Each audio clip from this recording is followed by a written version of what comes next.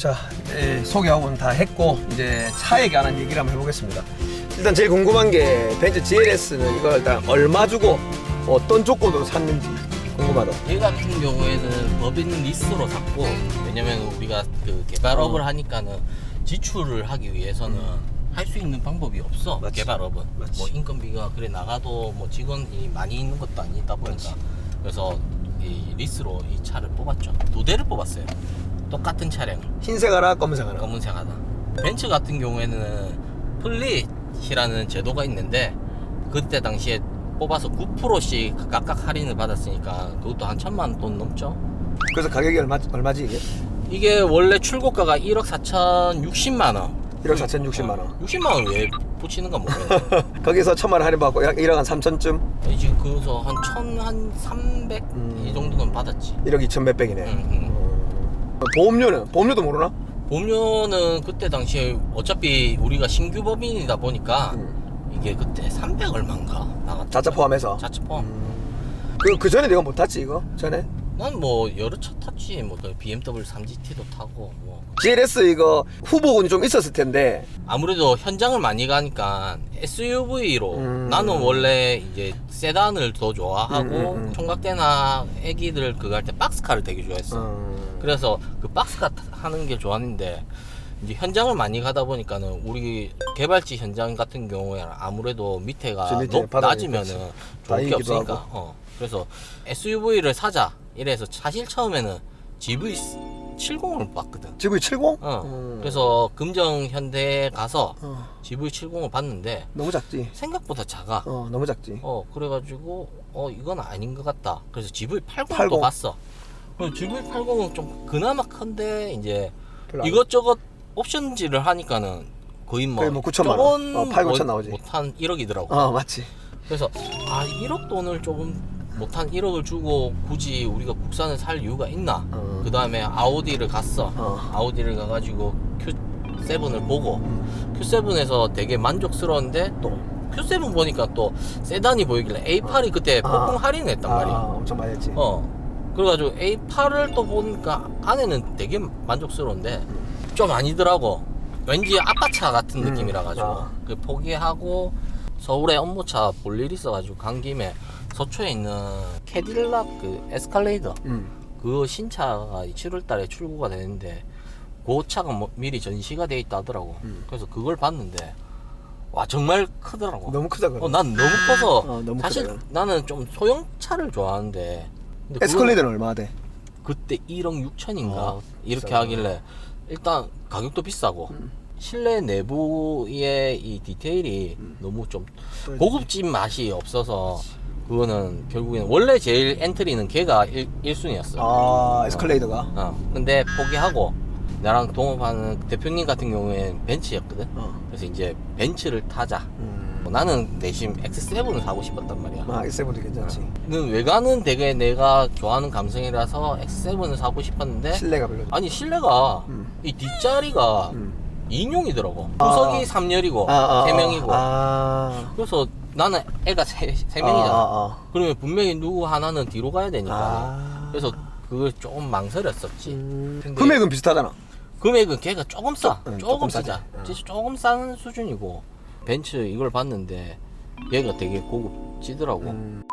그 에스컬레이드를 결정적으로 포기했던 게 뒷좌석 폴딩이 되게 경박스럽게 탁 접히더라고. 그래서 포기하고. 근데 이거는 전동이야. 전동, 올 전동. 수동이 아니라 버튼으로 다 패고 할 수 살 있는. 근데 뒷자리도 되게 넓고 좋더라. 이 모니터는 뭐 좀 유튜브 이런 거 보는 건 안 되는 거다 이가. 그냥. 아니지. 핫스팟 켜면은 유튜브 다 돼. 이거 뒤에 유튜브 볼 수 있나? 애들 볼 수 있네. 애들 장거리 하는데 사실상 내가 그치. 이걸 애들이랑 타질 않아. 그래? 집에 또 그 와이프 차 따로 있나? 와이프는 차 따로 있지.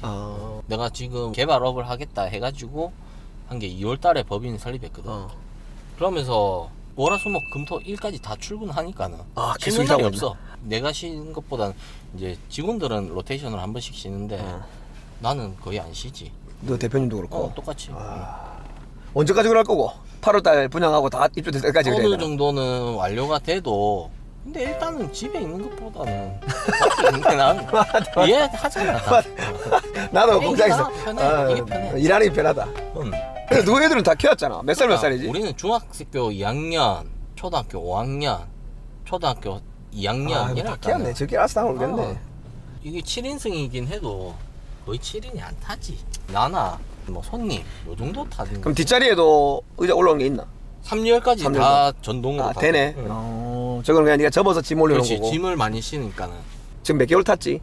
4개월 됐는데 몇 킬로 탔노? 지금 키로수 많겠다 니는. 많지. 사송이랑 명지랑 왔다 갔다 하니까.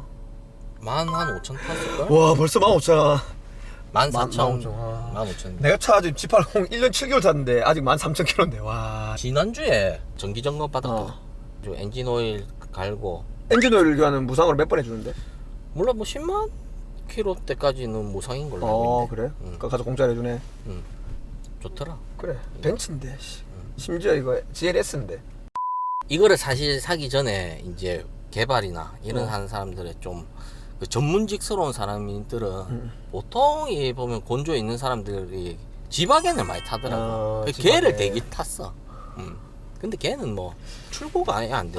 출고가 아예 안 된다고. 근데 밀려서. 그것보다 이거 출고한 게 훨씬 나. 이거 훨씬 낫지. 왜냐면 걔는 없는 게 너무 많아. 감성으로 뭐 탄다 치지만은 승차감도 별로 안 좋다 이거. 일단 차체는 높은 건 되게 좋은데 얘도 올라가거든. 이거 에어서스 있는 거 같아. 에어서스 있지. 그래서 올리고 에어서스지. 내려오는 것도 돼. 그래서 얘 같은 경우에는 이제 요거 유로로 스포츠 2 했거든. 나중에 차체가 엄청 많이 내려가. 그냥 일반 그냥 투싼 정도 높이까지 내려가거든. 그래 많이 내려가. 되게 나중에 한번 봐봐. 하이에서 이제 이마에 내려가는 게 되게 단단해지지. 승차감은 안 좋지만 근데 고속도로에서는 되게 좋지.